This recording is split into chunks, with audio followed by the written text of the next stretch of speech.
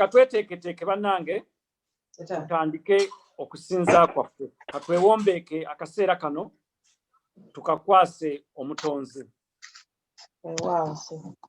Mukama Katonda omulungi, tukwebaza okuba nti otuleese wano ku mutimbagano ng'abooluganda ng'ab'emikwano, nga tuleeta ebyetaago byaffe, okwagala kwaffe gy'oli Mukama n'ebizibu byonna eby'enjawulo bye tulina.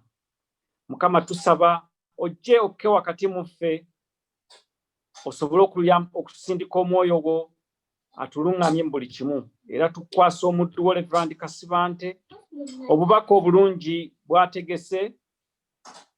Mukama emyoyo gyaffe ogiteeketeeke gisobole okubufuna ku bwa Yesu Kristo tusabye. Amen. Katutandike n'oluyimba olusooka.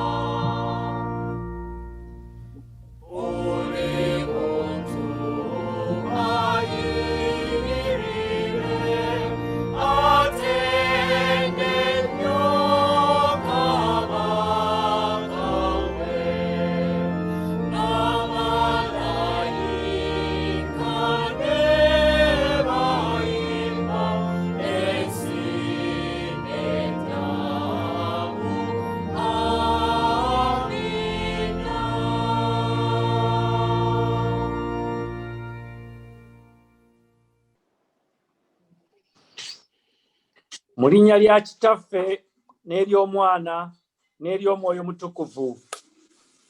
Amiina. Ekisa kibeere gye tuli n'emirembe ebiva eri Katonda Kitaffe ne Mukama waffe Yesu Kristo. Amiina. Amiina. Abaagalwa ennyo, tukuŋŋaanye wano mu maaso ga Katonda ayinza byonna ne mu maaso g'ekibiina kyonna eky'omu ggulu okwewaayo eri Katonda nga tuyita mu Yesu Kristo Mukama waffe.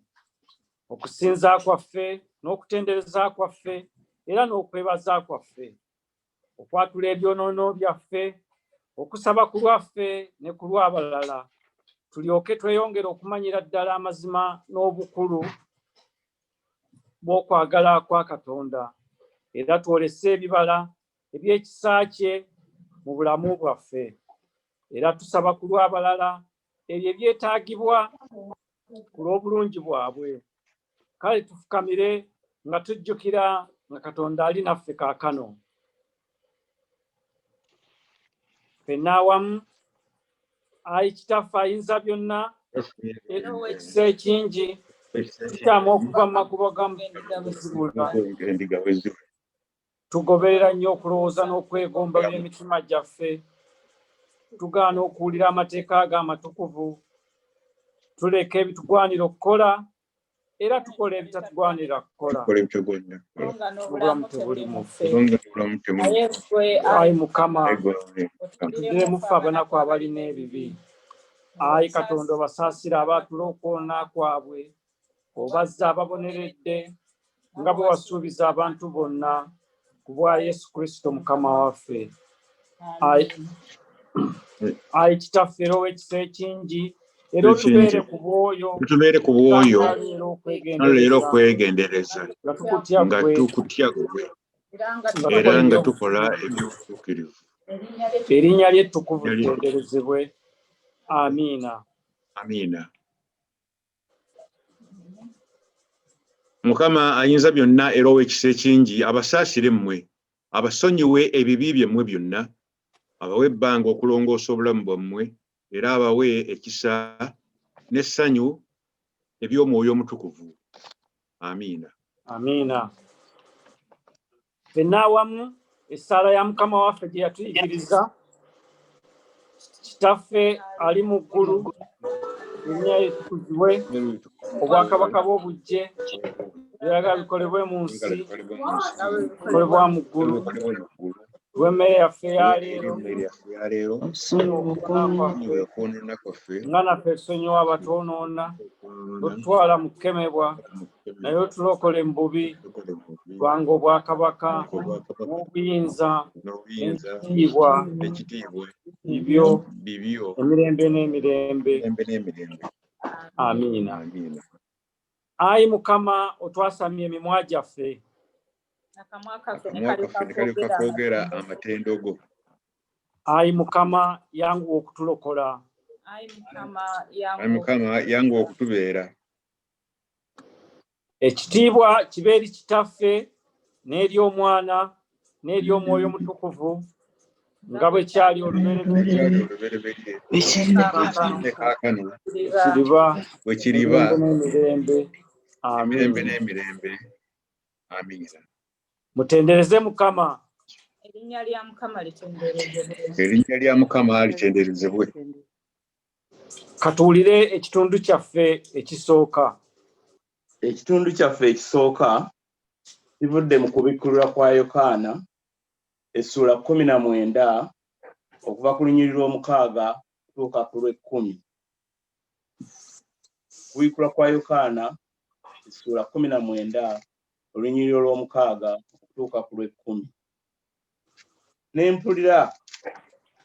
Nempulira ng'eddoboozi ly'ekibiina ekinene era ng'eddoboozi ly'amazzi amangi nga byogera nti, Aleluya!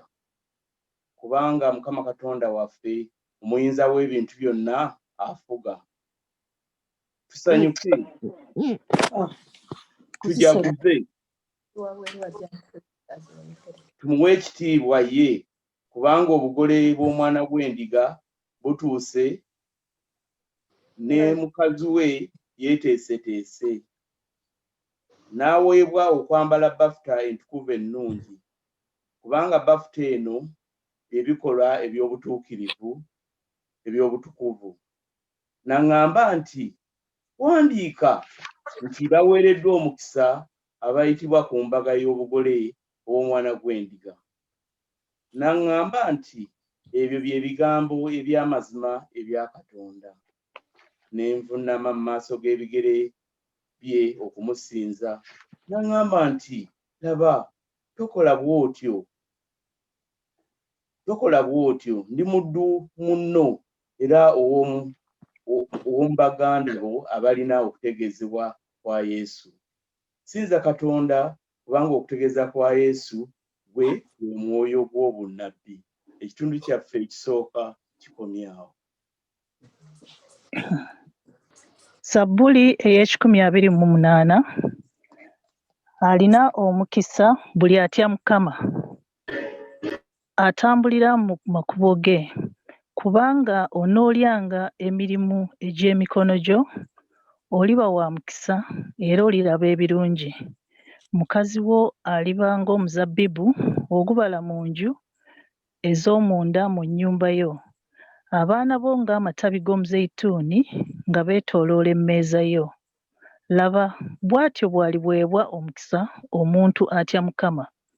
Mukama anaakuwanga omukisa ng'ayima mu Sayuuni.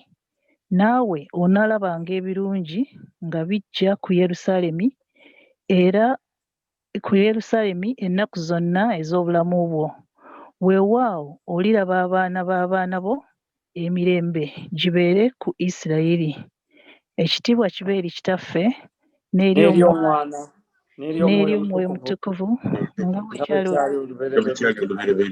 bwe kiri kaakano, bwe kiriba emirembe n'emirembe. Amen. Ekitundu kyaffe kivudde mu njiri nga bwe yawandiikibwa Yokaana Omutukuvu, essuula ey'okubiri n'okutandikira ku lunyiriri olusooka. Yokaana essuula 2 n'olunyiriri olusooka. Olunaku olwokusatu ne waba embaga ey'obugole mu Kaana eky'e Ggaliraaya, ne nnyina Yesu yaliwo. Yesu ne bamuyita n'abayigirizwa be ku mbaga. Naye omwenge bwe gwaggwaawo, nnyina Yesu n'amugamba nti tebalina nvinnyo. Yesu n'amugamba nti, omukyala, onvunaana ki? Ekiseera kyange tekinnaba kutuuka. Nnyina n'agamba abaweereza nti, ky'anaabagamba kyonna kye mukola. Waaliwo amasuwa ag'amayinja 6 agaateekebwawo olw'empisa ey'okutukuza okw'Abayudaaya, buli limu nga livaamu ensuwa nga 2 oba 3. Yesu n'abagamba nti, amasuwa mugajjuza amazzi. Ne bagajjuza okutuusa ku migo. N'abagamba nti, musene kaakano mutwalire omugabuzi w'embaga. Ne bamutwalira. Awo omugabuzi w'embaga bwe yalega ku mazzi agafuuse envinnyo, n'atamanya gy'evudde. Naye abaweereza abaasena amazzi baamanya. Omugabuzi w'embaga n'ayita awasizza omugole. N'amugamba nti, buli muntu asooka kussaawo nvinnyo nnungi, naye abantu bwe bakkuta n'alyoka assaawo embi.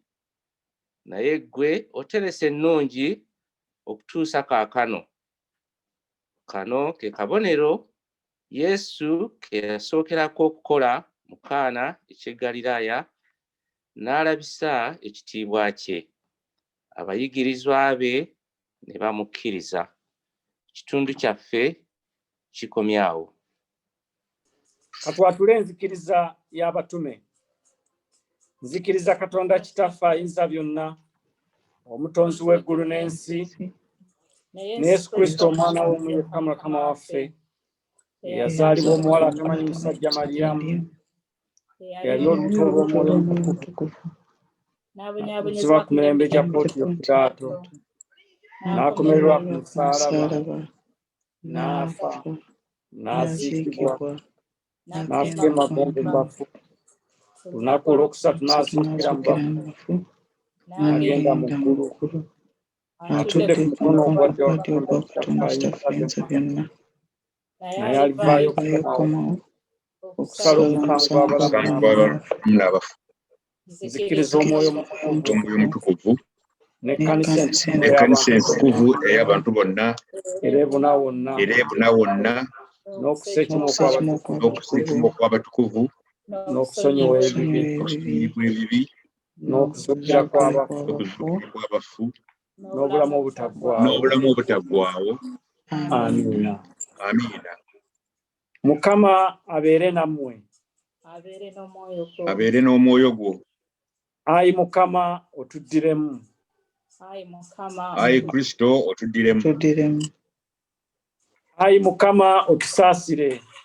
otuwe Otuwe obulokozi. obulokozi bwo. Obulokozi bwo. Ayi Mukama lokola abafuzi baffe. Tuwulire n'ekisa kyo bwe tukoola. Yambaza abaweereza bo obutuukirivu. Sanyusa abantu bo abantu abalonde. abalonde. Ayi Mukama lokola abantu bo. N'obusika bwo obw'omukisa. Ayi Mukama otuwe emirembe mu nnaku zaffe. Kubanga tewali mulokozi mulala atulwanirira wabula wabula gwe gwekka Ayi Katonda. Ayi Katonda otulongoose emitima gyaffe munda. So totuggyako omwoyo gwo mutukuvu. Ffenna awamu essaala ey'akawungeezi.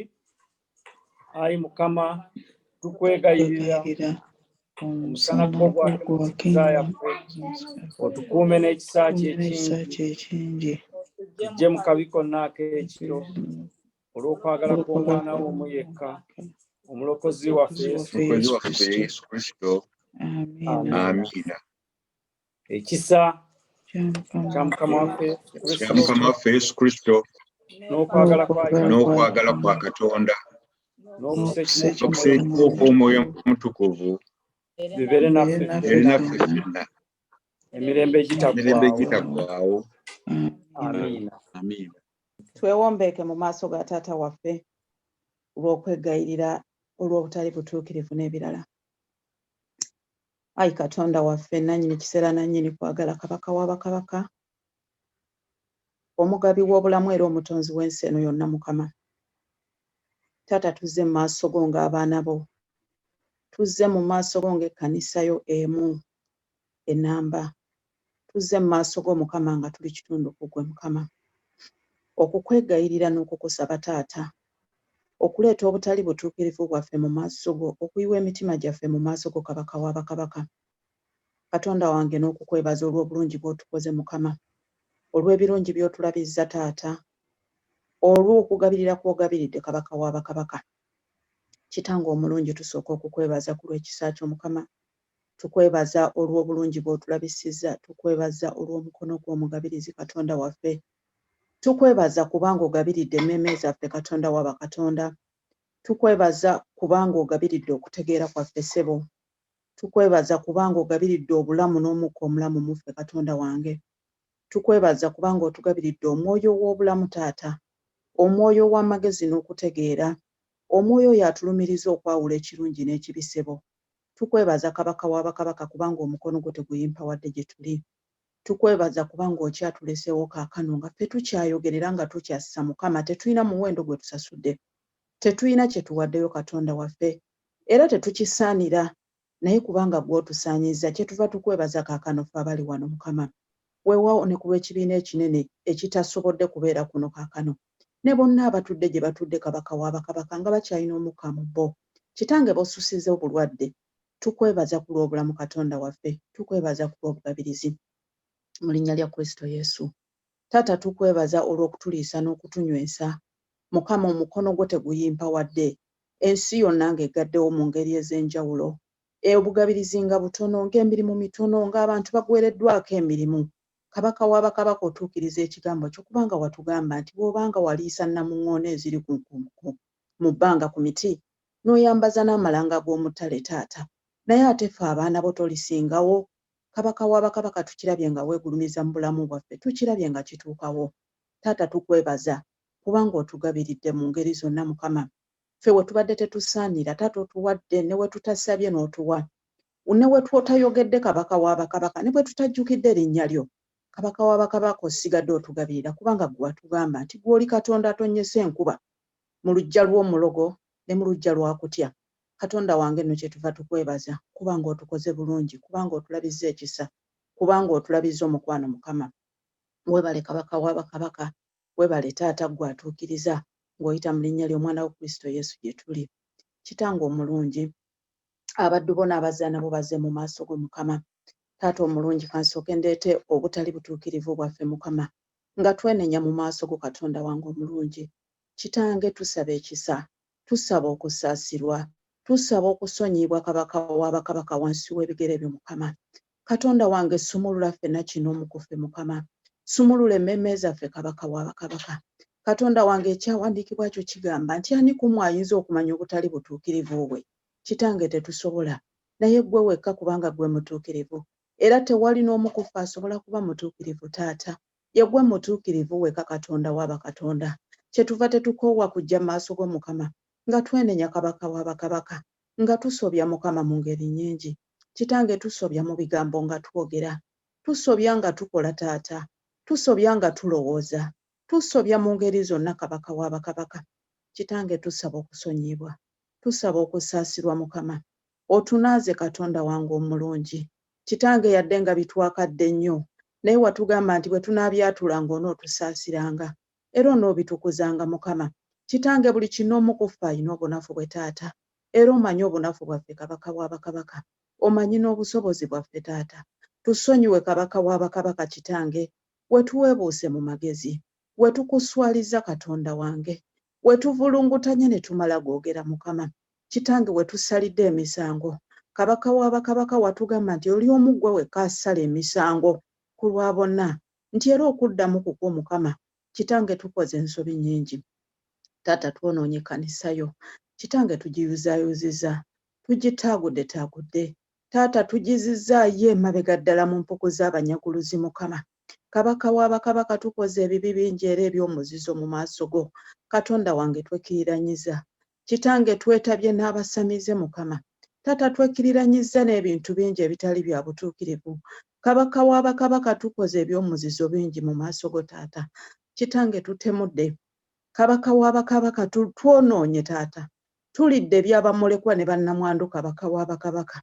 Tusonyiwe Mukama, saasira obutali butuukirivu bwaffe taata. Tunaaze kabaka w'abakabaka. Kitange nkwegayirira, wulira okukaaba kw'emitima gyaffe Mukama. Wulira okukaaba kw'abaana bo Mukama.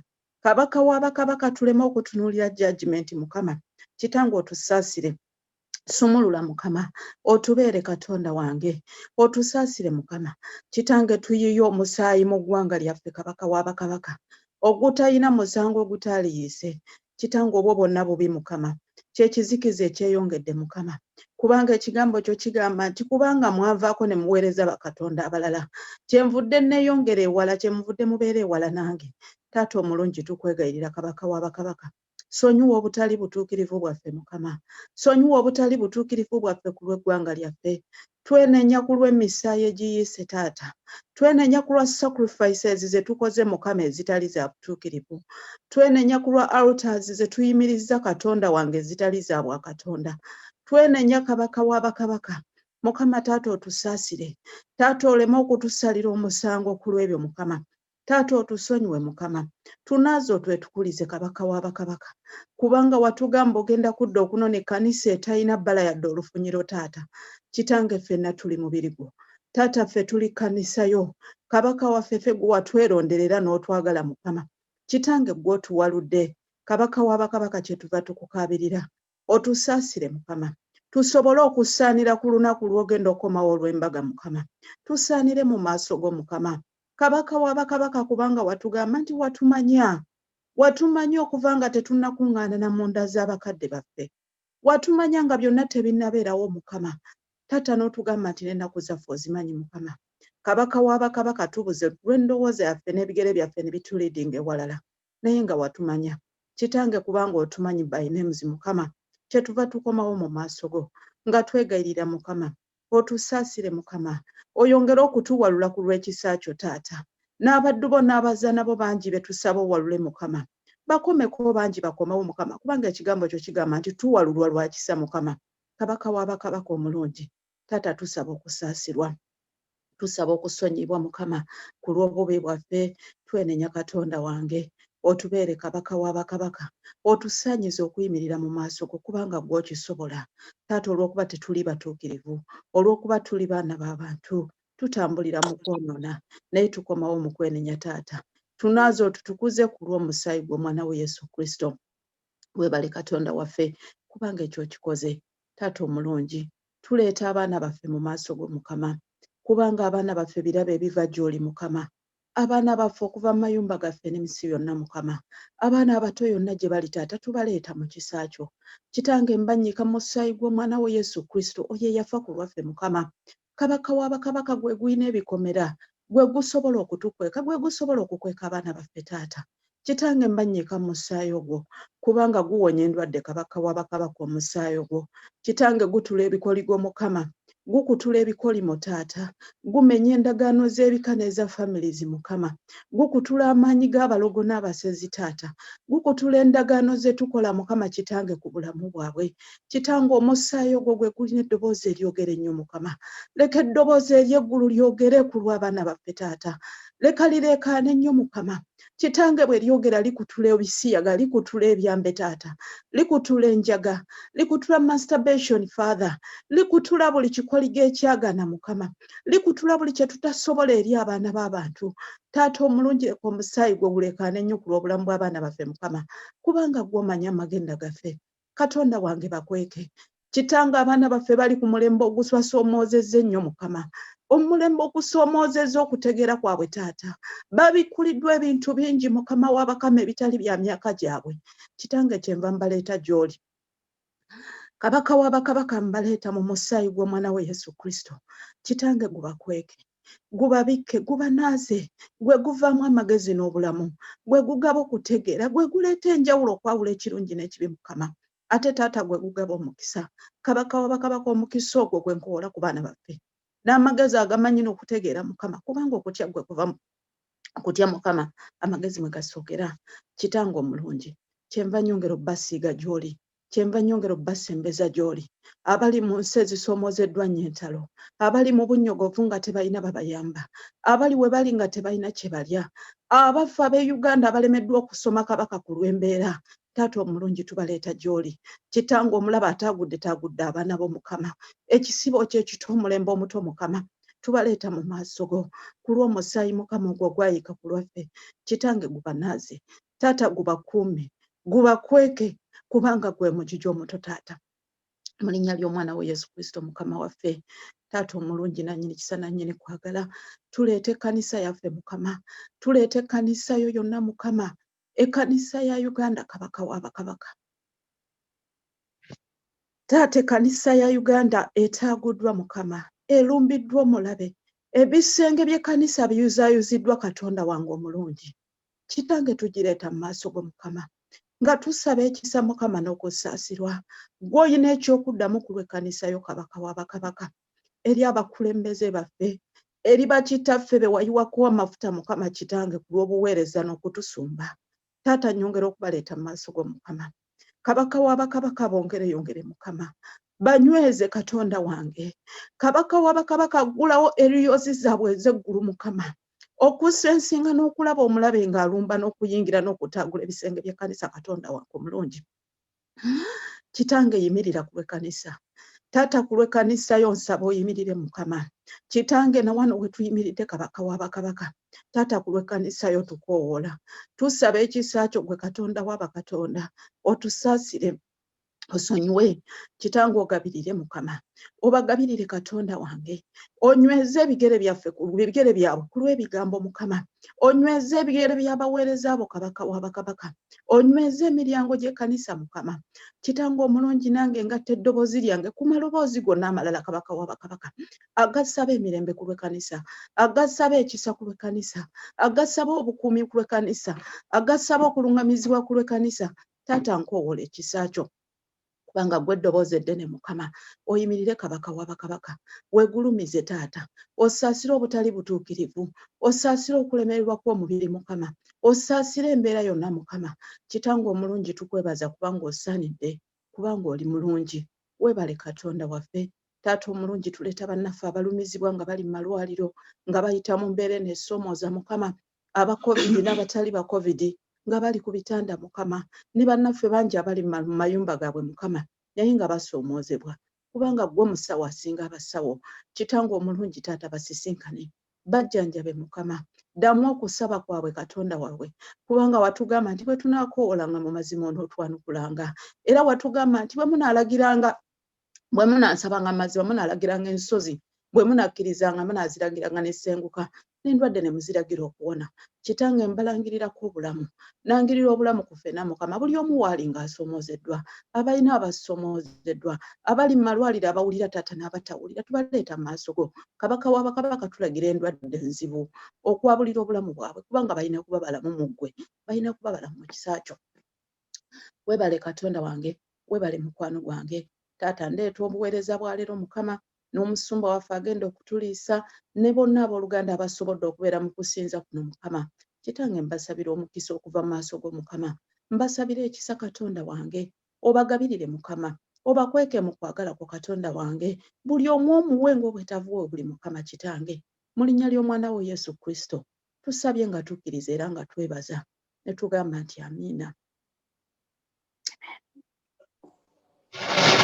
Amiina. Amiina. Mujeri Yesu temulwawo, atudde mufe wanolero, fena tuyita kusembera, ayogera muje. Ye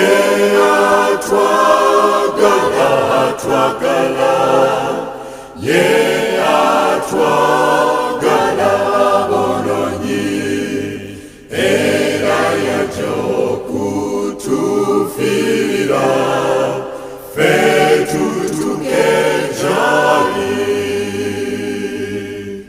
Mujje abazitoowereddwa, mwenna abakoye ebibi, mujje mwenna n'abawummuza, mujje mwenna gye ndi. Ye atwagala, ye atwagala bulungi, era yajja okutufiira, ffe tutuuke gy'ali. Abantu bonna kiyinzika, leero kusonyiyirwa ddala, kuba ebibi by'abakkiriza byatwalibwa Yesu. Ye atwagala, ye atwagala bulungi, era yajja okutufiira, ffe tutuuke gy'ali.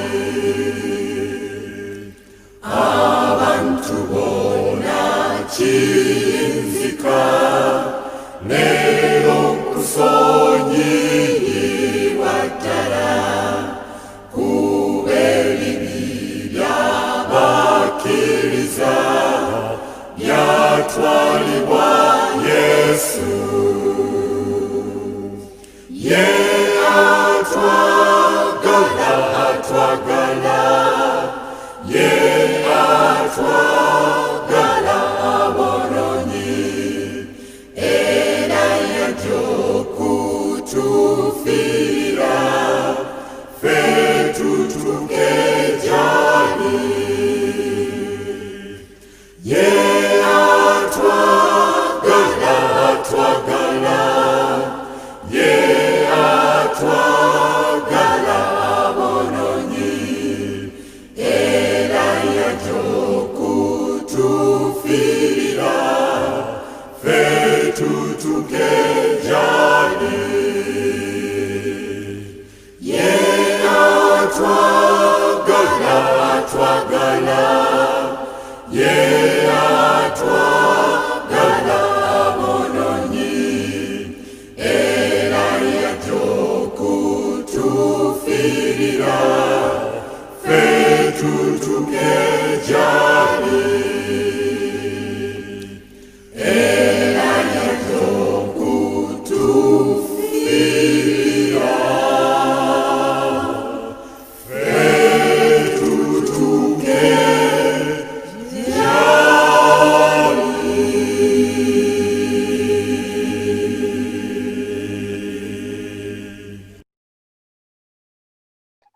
Amiina. Abooluganda mu kaseera kano kantwale omukisa nyanirize mukadde waffe omusumba Amos Kasibante, ate era manyi omukubiriza ajja kumwebaza oluvannyuma, naye naye kantwale akakisa kano mwebaze nti buli lwe tubadde tubeera nga tulina obuzibu tatulekeredde. Kati katwewombeeke tuwulire obubaka obulungi omusumba bw'atwetikkidde.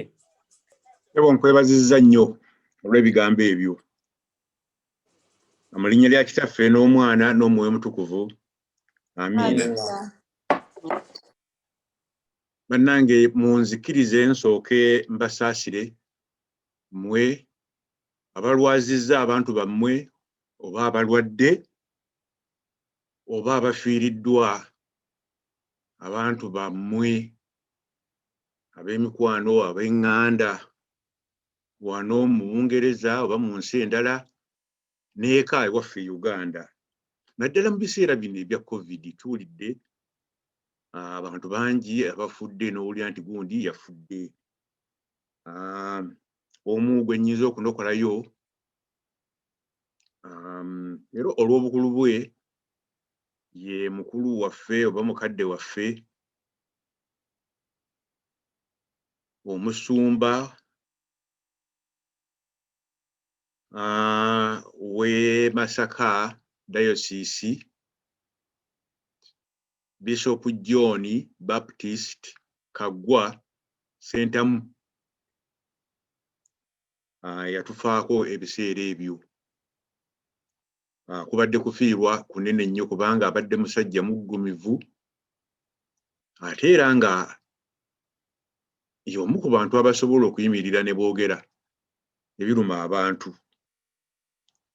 ate era y'omu ku basajja ababadde bagezaako okulaba nti bakwataganya ekkanisa zaffe eno eya Anglikani Church of Uganda n'ekkanisa y'Abakatuliki. Munnaffe asabidde ekkanisa ya Uganda nti eri mu kiseera kizibu, naye so si yokka, ekkanisa yonna mu Uganda eri mu kiseera kizibu.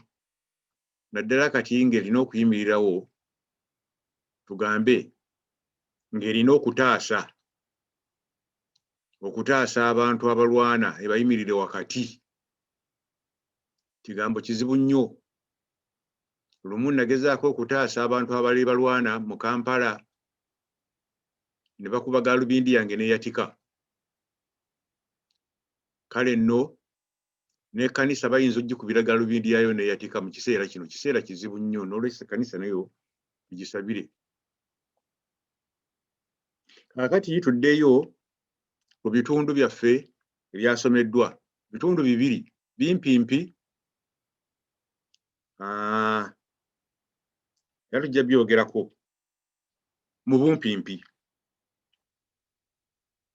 Ekisooka kye kitundu ekiri mu kubikkulirwa kwa Yokaana, essula 19 olunyiriri okuva ku lw'omukaaga okutuuka ku lw'ekkumi. Yakisomye weebale nnyo. Nkwebaza kubanga Bayibuli y'Oluganda nga bulijjo bwe njogera si nnyangu ya kutegeera. Kyangu bw'oba omanyi Oluzungu okutegeera Bayibuli ey'Oluzungu okusinga ey'Oluganda, naddala ng'oli mwana muto. Ekyokulabirako kaakati mu y'Oluganda wano egamba nti ne bamwambaza bafuta.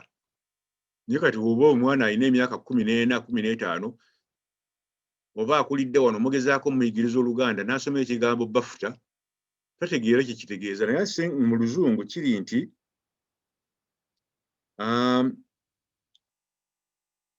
and his bride has made herself ready, and to her it has been granted to be clothed with fine linen, bright and pure.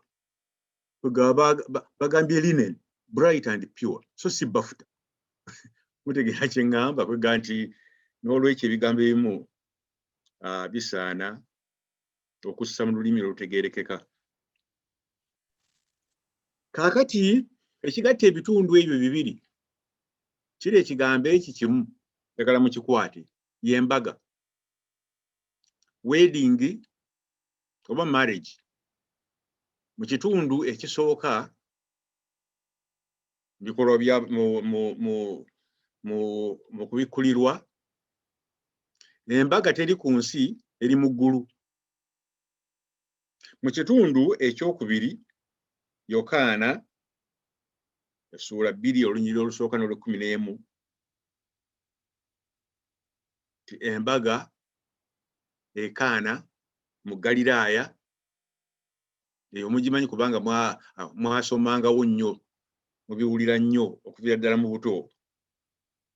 Eyo embaga yali ku nsi wano e Galiraaya ekaana, emu eri mu ggulu endala eri ku nsi. Ekyo kye kigatta ebitundu ebyo ebibiri. Katusooke n'ekisooka. Ekitabo ky'okubikkulirwa kye kimu ku bitabo ebizibu ennyo mu Bayibuli.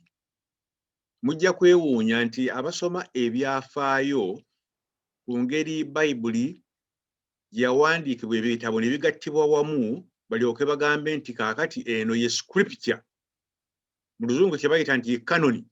Nti eno ye Canon. Canon kitegeeza nti kaakati tugenda kwongerako. Oli ayagala okusoma eddiini etukwatako biki ebitufaako wano wajja okusoma. Waliwo n'ebirala ebiri ebweru byayinza okusoma naye kaakati bino byetusazeewo bisomebwe. Naye abantu abaatuula okulonda ebitundu ebyo yadde baasaba nnyo. Abamu baagamba nti ekitabo kino eky'okubikkulirwa kibuzaabuza ekibeera mu Bayibuli. N'olwekyo kyajja luvannyuma nnyo ne bakigattamu. Era kati abamu abasoma bagamba nti kirungi nnyo nti tebaakiteeka bweru. Olw'engeri nti bw'oba okisomye olumu kibuzaabuza. Naye kaakati mu katundu kano ke tusomye njagala mukitegeere bwe muti. Kino kireme okubava mu mutwe. Ekirungi nti mwenna abawuliriza bwe ntyo bwe nsuubira. Mwali mulinnyeeko mu nnyonyi. Oba mwajjira wano mu nnyonyi. Kaakati bw'obeera mu nnyonyi waliwo bw'otuuka ng'olengera wansi n'olengera oluguudo nti luulwo, n'olengera obuyumba nti ate oba buzimba bwe bati, n'olengera ensozi eziri wansi kwegamba bweba tebibikkiddwa bire. Kaakati oba tugambe singa obadde olinnya olusozi oluwanvu n'olinnya olusozi oba ng'oli ku nnyumba ezimu eyo gye mubeera oba Manchester oba London, zino tower blocks, oyinza okulaba ekibuga kyonna kyonna kyonna mu ngeri gy'otosobola kiraba ng'oli wansi ku ttaka. Kaakati ekintu ekifaanana ng'ekyo kye kyatuuka ku Yokaana. Tugambe bwe tuti nti Katonda yamusitula n'amuteeka mu nnyonyi oba ku lusozi atunuulire ebiri wansi ku nsi naye ng'ayima mu ggulu. Mu Luzungu tugamba tuti naye from the standpoint of heaven. Nga tabiraba ku standpoint eya wansi wano waali naye ng'abirabira eri waggulu ebiri wansi n'aga nti kino kirabye kifaanana bwe kiti. Kaakati ebintu ebimu bye yalabanga ng'ebinene ng'ali wano ku nsi agenda obitunuulira ng'ali waggulu nga buntu butono nnyo nnyo nnyo naga nti olaba eyo si ennyumba ya gundi naye kaakati nkalaba kayumba katono nnyo kalinga akatonyeze. Kwegamba proportion y'ebintu, enkula y'ebintu, engeri ebintu gye bifaanana n'obukulu bwabyo ne bikyuka. Naye nga Katonda yali ayagala omulaga ddala ebintu nga bwe bifaanana nga bwe biri ng'oyimiridde Katonda w'ayimiridde. Ekyo ekitabo ky'okubikkulirwa kye kiriko nga Yokaana atwaliddwa mu ggulu.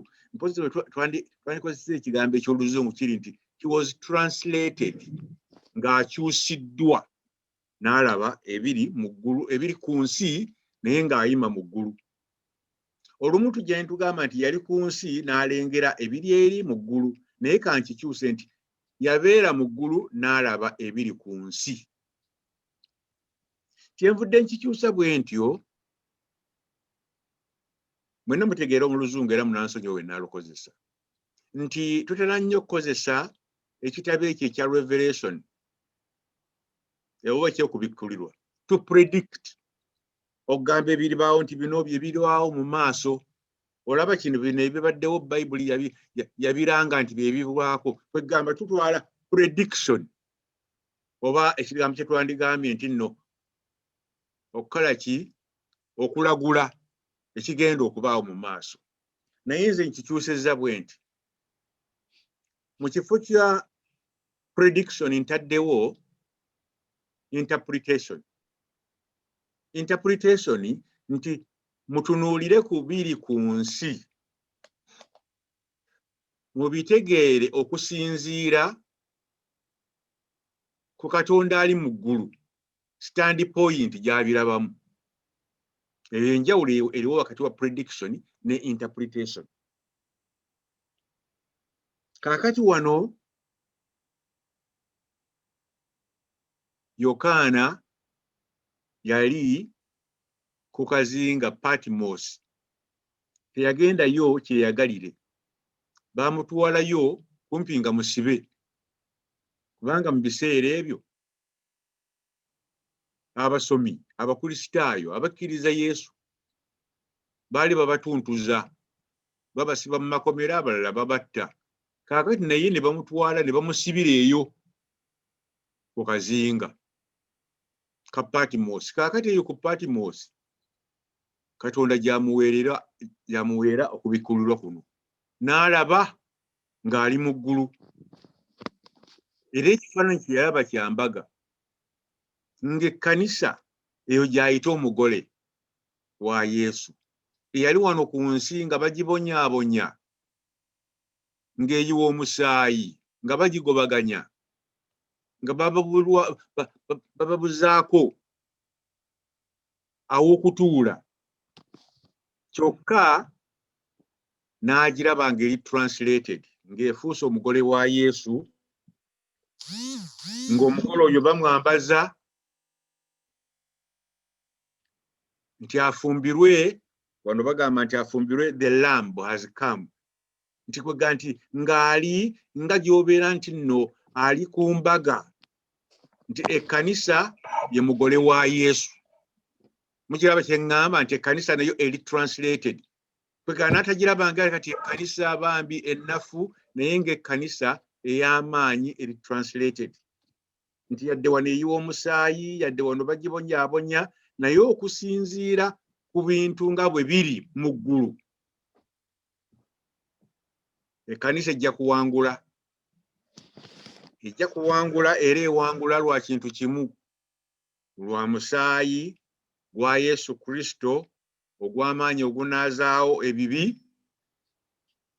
ate era oguleeta obulamu kubanga omusaayi bwe bulamu akati ekyo ekitundu tukimaze tudde ku kyokubiri Kaana eky'Eggaliraaya ekyo kyo kyangu nnyo kubanga mukiwulidde emirundi mingi era bwe wabeerawo embaga omwawule oba bisopu yenna agatta abagole bw'aba asaba mulimu essaala egamba nti Yesu wali ku mbaga ekkaana oba yekkaana mu Ggaliraaya ng'era omusumba y'omu bw'ayogera ku kuziika n'agamba nti ggwe wakaabira Laazaalo mukwano gwo bwe yafa kati Yesu yali ku mbaga tetumanyi oba yali mugenyi omuyite kyetumanyi teyali mugenyi mukulu ku mbaga okwo ze yagenda ne nnyina oba ne baganda be n'emikwano gye ku mbaga ey'ekyalo Ggaliraaya kaali kabugabuga katono simanyi buli omu ku mmwe gy'ava nandigambye nti akabuga k'egindi naye kaŋŋambe nti nze nva mu Mukono district gye banzaala tuli Bannakyaggwe naye nga akabuga akatuli okumpi awo ewaffe eka Kabembe mayiro 7 okuva e Mukono ku lw'e Bugerere ng'ogenda e Bugerere waliwo akabuga ng'ovudde mujje muyita Mpoma satellite ndowooza kaali kabuga ngaako oba okusingawo katono si gubuga gunene kwega nti waliwo ebitundu ebibeeramu ekibuga naye ng'ate byalo kibuga kyalo ne Galiraaya bwe kyali baga nti olwo embaga mu biseera ebyo kubanga abantu b'omu byalo baba n'ebiseera bingi olumu mbaga yabalanga ennaku nga 4 oba 5 abantu bakyali mu mbaga ab'ekyalo sebo balina ebiseera byabwe ekyo kye kyaviirako omwenge okuggwaawo ng'omwenge gwonna gukoze eki guweddewo kati bwe guggwaawo nnyina wa Yesu Maliyamu n'amugamba nti we bano omwenge gubaweddeko ebigambo by'Oluganda ebisomeddwa bizibu nnyo engeri Yesu yaddamu nnyina naye nja bikyusa bwe nti mu Luganda nti yamugamba nti mukazi wattu onjagaza ki ekiseera kyange tekinnatuuka Maliyamu yali tagamba Yesu nti bano bawa omwenge nedda ye yamugamba bugambi nti owange omwenge gubaweddeko naye ng'alinga era amugamba nti waliwo ky'oyinza okukola ebiera byonna bye Yesu bye yakola mubiwulidde nti n'agamba abaaliwo nti nno mujjuze amatogero gano amazzi bwe yamala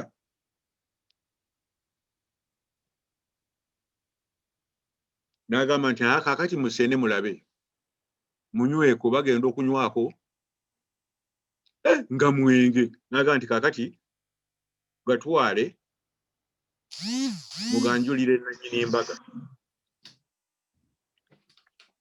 ebisigaddewo byonna awo mubimanyi makulu ki agali mu ekyo gali bwe gati kampite mu bwangu nja basomera mu kitabo ky'engero Proverbs essuula 9 n'olunyiriro lw'okutaano naye kantandikire ku lusooka neme kubabuza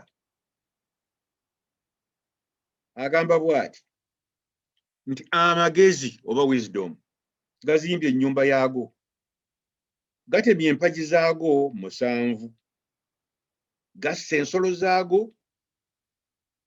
gatabudde omwenge gwago era gategese emmeeza yaago gasindise abawala baago googerera waggulu ku bifo eby'omu kibuga ebisinga obugulumivu bigamba bwe biti oba gagamba bwe gati nti buli atalina magezi akyamire muno nti oba akyame wano n'oyo eyabulwa okutegeera gamugamba nti mujje mulye ku mmere yange era munywe ku mwenge gwe ntabudde kakati olw'okutaano lwe njagadde museeko essira nti mujje mulye ku mmere yange era munywe ku mwenge gwe ntabudde kati abakugu mu Bayibuli bagamba nti Yesu yakola ekikolwa kino ekyokufuula amazzi omwenge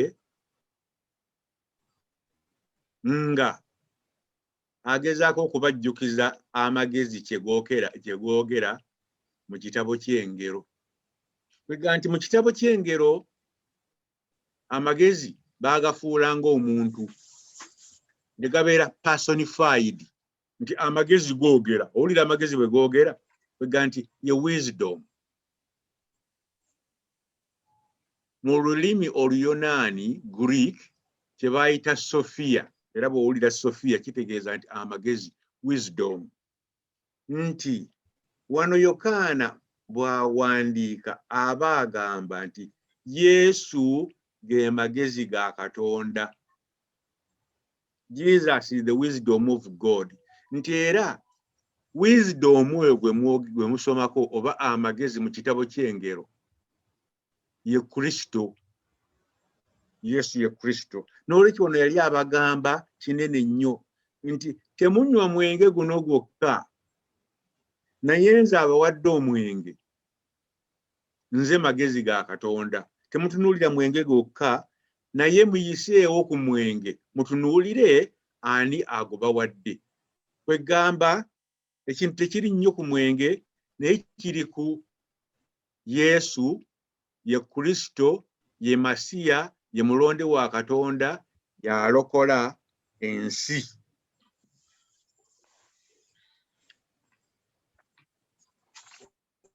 Kaakati sijja kwongerayo, katukomaawo, kanjogedde bingi, kandowooze nti munajjukirayo oba munaakwatayo ekimu oba ebiri ku ebyo. Omukama abeere nammwe. Naawe abeere n'omwoyo wo. Ssebo omusumba tweyanziza nnyo, tweyanzeege olw'ebigambo ebirungi bwe bityo.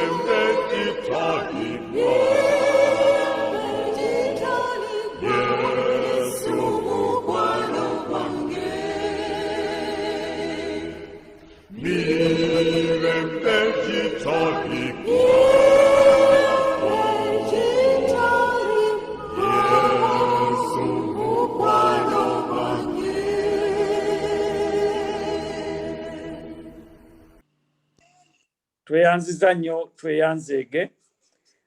Mu kaseera kano kansabe omukubiriza abeeko n'obubaka bwatutegeeza naddala biki ebibadde bitwetoolodde. Nkubiriza. Abooluganda Mukama yeebazibwe nnyo. Mbaaniriza nnyo mu kusaba kw'olwaleero n'okubeebaza ennyo okwagala Mukama Katonda waffe n'okubeerangawo bulijjo okumutendereza n'okumusinza. Ekyo nno kikulu bannange, kubanga abantu ffenna abasaba wano Mukama atwagala mu ngeri ey'enjawulo. Nange ndooza nnyinza okufuuka nga Yokaana eyalabisibwa ng'ayima mu ggulu. Ekyo Mukama yakindaga nange nti abaagala nnyo abasaba wano mu kkanisa, kubanga mwerekereza ebintu bingi mu nsi eno gye tulimu, okubanga tufessa obudde ne tudda maaso ga Mukama. Mwebale nnyo, mwebalire ddala. Njagala okusooka okubakulisa omwaka guno kwe kusaba kwaffe okusoose mu 2021. Mukulike nnyo omwaka, kyanaku ng'obutafaanana na myaka giyise, tetulabaganako, tetwalabagana, so tetulina ngeri gy'olaba ku munno n'omwagaliza omwaka omutunulako mu liiso. Maaso g'Omuganda gali mu ngalo, omukwatako mu bugalo, kati n'engalo tuzityo zikwatamu. Kale eyo embeera gye tulimu, Mukama atusaasire agituyiseemu, era njagala okusaasira abantu bonna bayita mu kaseera kano mu bulwadde buno obufuuse ekyambika, kubanga kati batugamba ennamba zaafuuka ennamba, wadde nga batugambye nti kati R factor yakendeddemu katono, naye waliwo we twatuuse nga batugamba nti osanga omu mu buli bantu 2 alina obulwadde. N'olwekyo Mukama atusaasire, atukuume, atuyise mu kaseera kano akazibu, naye ate abo abayise mu kaseera kano akazibu, abalwadde obulwadde, abalwazizza abantu baabwe, abafiiriddwa, kubanga okufa kubadde kungi bannange mu masekkati gaffe. Waliwo we twabeererako awo wiiki ewedde nga 2 ku mukutu ng'abantu bafa bannange. Mukama atusaasire. Era njagala okusaasira ffenna abayise mu kaseera kano, ofiiriddwa mukwano gwo, bakitandwe, mwami Kitandwe yafiirwa maama we, bamuziise lunaku lwaleero. Mukwano gwaffe yasaba ku St. Chad, mukyala Grace yafiirwa omwami we, mwami Zimbe, twali ffenna tumumanyi. Mukulu Ssaalonge yafa, ffe wano yali amanyi tusombako n'atutwala ku airport. Kwegamba okufa kwo kutwetoolodde buli wamu. Mukama atusaasire bannange, community yaffe atusaasire, atuyise mu kaseera kano, naye nga tumwesiga nti Mukama afaayo. N'okubakulisa ate bannange okulonda. Mwebale kuyita mu kulonda, mu kukulike, naye wabula mpulira nti tekunaggwa. Ndowooza okwo kampuleke. Sijja kubakulisa, tujja kukulisa omulundi ogulala. Okulonda tekunaggwa, kukyagenda mu maaso, waliwo n'abakyabanja. Kaakati njagala kutuusa kwebaza okw'enjawulo ennyo eri abasumba baffe abatulyowa emyoyo, kuba tetusobola kujja wano ne tubeera ku mikutu gino nga tetulina basumba. Naye mu ngeri enjawulo twakwebaza Rev'd Amos, nti Rev'd Amos ate n'olwaleero ndowooza twamuguddeko nga n'obudde buyise, naye buli kiseera abeera naffe. Rev'd Kasibante Ssebo, we don't take this for granted. We thank you so much and may God bless you. Tukwebaza ne family bakukkiriza n'osobola okubeera naffe n'otusumba ne tukuggyako obudde bw'eggandaalu lya Sande. Tweyanzeege. Era mu ngeri enjawulo twagala okwebaza omusumba waffe Rev'd James. He does everything over and beyond his call to make sure that we are here and to make sure that we have a minister with us. He's always trying to find ways of making our lives better and our services easier. Reverend James, we appreciate you so much. Thank you so much. And thank you to you and the family for facilitating us and supporting us and loving us. May God bless you so much. We pray that God continues to bless you tremendously.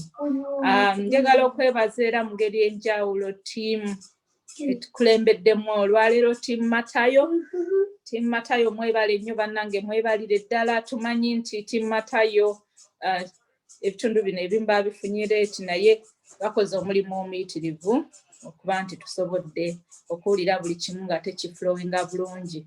Tufunye essaala ey'omuggundu okuva eri maama waffe, maama bakyala, mukyala Lubega, tweyanzeege, mwami Lubega, mukyala Nansumba, mwami Ssekiswa, mwenna ab'ettiimu nga bwe mukoze, tweyanziza. Mukama abawe omukisa. Yabajjukiza nti next Sunday era tujja kuddamu okusaba nga bwe tusaba Sunday 2 ezisembayo buli mwezi. So next Sunday saa 9:30 tujja kuba n'okusaba kwaffe wano ku mutimbagano, ng'era kujja kulemberwa ttiimu Luka.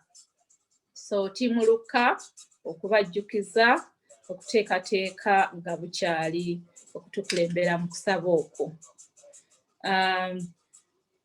Njagala kwebaza abakristaayo mwenna, buli omu alina kyakola n'okuba encouraginga. Tufube nnyo okulaba nti tuwuliziganya n'abakristaayo bannaffe, okwekyekingako, wekeberako. Oluusi tebiba bizibu, new normal nayo yajja n'ebyayo bannange, ebintu biyitirira obungi naddala ekiseera kye tubadde tuyitamu.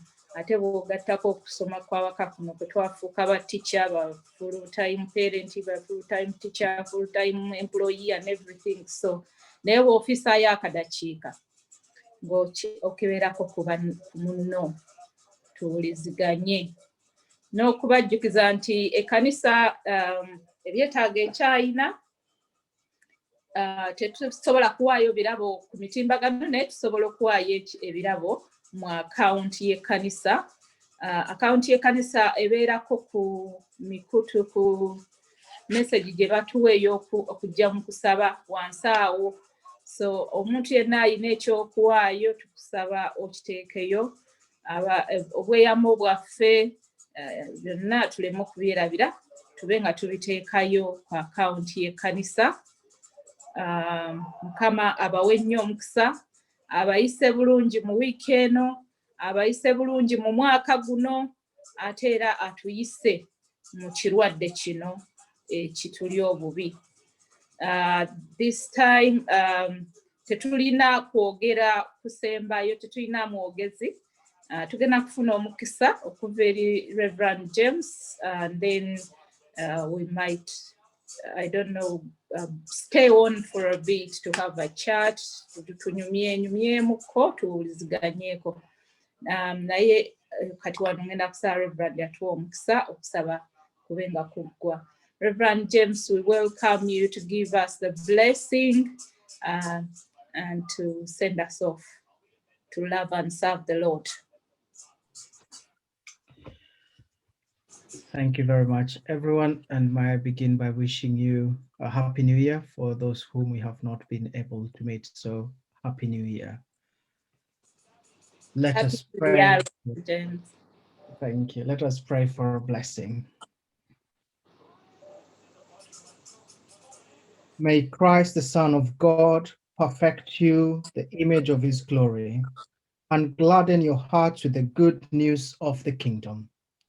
The blessing of God Almighty, the Father, the Son, and the Holy Spirit be among you and remain with you and all those whom you love, now in this year of 2021 and days without end. Amen. Amen. Thank you.